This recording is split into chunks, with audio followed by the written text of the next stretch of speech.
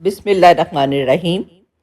پشاور اور سوات میں اچانک سیلاب، اسلامی نقطۂ نگاہ۔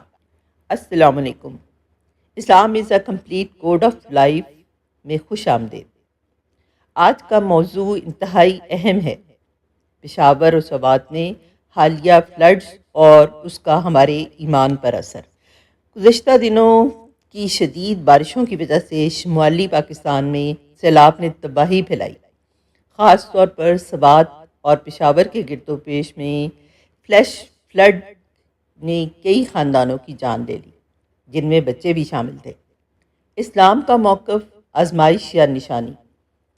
اسلام کی تعلیم کے مطابق قدرتی آفات خدا کی آزمائش ہوتی ہیں اور ان کے پیچھے اللہ تعالیٰ کی کوئی نہ کوئی حکمت ہوتی ہے۔ جیسے کہ قرآن کہتا ہے، ہر چیز میں اللہ کی نشانی ہے۔ مسلمانوں کو چاہیے کہ وہ اس میں حکمت تلاش کریں، نیک کام کریں، جو مشکل میں ہیں انہیں مدد فراہم کریں اور اللہ سے دعا کریں۔ عملی رہنمائی۔ شہروں میں ریسکیو اور ریلیف ٹیمز فوری طور پر مدد کر رہی ہیں، آپ اپنا حصہ ڈالیں۔ دعائے حفظ و سلامتی۔ اللہم انی اسألک العافیہ فی الدنیا والآخرہ۔ اے اللہ، میں تجھ سے دنیا اور آخرت میں عافیت کا سوال کرتا ہوں کا ورد کریں۔ عبرت زیست۔ اسلام سادگی اور قدرت کے ساتھ ہم آہنگ ہونے کی تلقین کرتا ہے۔ ناگہانی آفات سے ہمیں عبرت حاصل کرنی چاہیے۔ روحانی سکون۔ ایسی آزمائش میں انسان اللہ کے قریب ہوتا ہے۔ نماز، تسبیح، قرآن کے ساتھ دل مضبوط ہوتا ہے۔ صبر اور شکر کے ذریعے ایمان کی طاقت بھی بڑھتی ہے۔ اسلام ہمیں سکھاتا ہے کہ آزمائشوں میں دعا کریں، عملی اقدامات کریں اور مل کر کمیونٹی کی مدد کریں۔ ثبات، سیلاب کی قرآن و سنت میں رہنمائی۔ آج کے دور میں جب قدرتی آفات جیسا کہ سوات اور پشاور میں حالیہ سیلاب انسانوں کو خوف، غم اور پریشانی میں مبتلا کر دیتے ہیں، تو اسلام نہ صرف روحانی سکون عطا کرتا ہے بلکہ عملی رہنمائی بھی فراہم کرتا ہے۔ سیلاب کی قرآن و سنت سے رہنمائی۔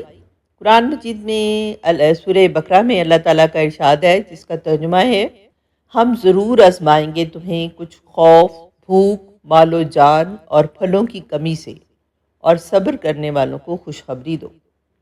اسلام ہمیں بتاتا ہے کہ ایسی آزمائش ایمان کا امتحان ہے، جن سے گزر کر بندہ اللہ کے قریب ہوتا ہے۔ نبی کریم صلی اللہ علیہ وآلہ وسلم نے فرمایا، جو شخص کسی مصیبت میں صبر کرتا ہے، اللہ اسے بلند درجات عطا فرماتا ہے۔ ان حالات میں سب سے پہلی عملی ہدایت ہے، نمبر 1، صبر اور توکل۔ گھبراہٹ کی بجائے اللہ پر بھروسہ رکھنا اور اس کی رضا پر راضی ہونا۔ نمبر 2، دعا۔ مشکل وقت میں کثرت سے اللہ سے مدد مانگنا اور یہ دعائیں پڑھنا۔ نمبر 3، امداد، زخمیوں اور متاثرہ افراد کی مدد کرنا۔ قرآن کہتا ہے، بسم اللہ الرحمن الرحیم، وَيُسِرُونَ عَلَىٰ أَنفُسِهِمْ وَلَوْ كَانُوا بِهِمْ خَصَاصَةٌ، یعنی وہ دوسروں کو اپنے اوپر ترجیح دیتے ہیں اگرچہ وہ خود محتاج ہوں۔ اسلام ہمیں ان مواقع پر صرف خود کو بچانے کی نہیں بلکہ دوسروں کے لیے سہارا بننے کی تلقین کرتا ہے۔ یہ وقت ہے کہ ہم آزمائش کو قربت الہی اور معاشرتی فلاح کا ذریعہ بنائیں۔ اگر آپ چاہتے ہیں کہ مزید اسلامی رہنمائی آپ تک پہنچے تو ویڈیو کو لائک کریں، چینل کو سبسکرائب کریں اور آنے والی ویڈیوز کے لیے بیل آئیکن دبائیں۔ جزاک اللہ خیر۔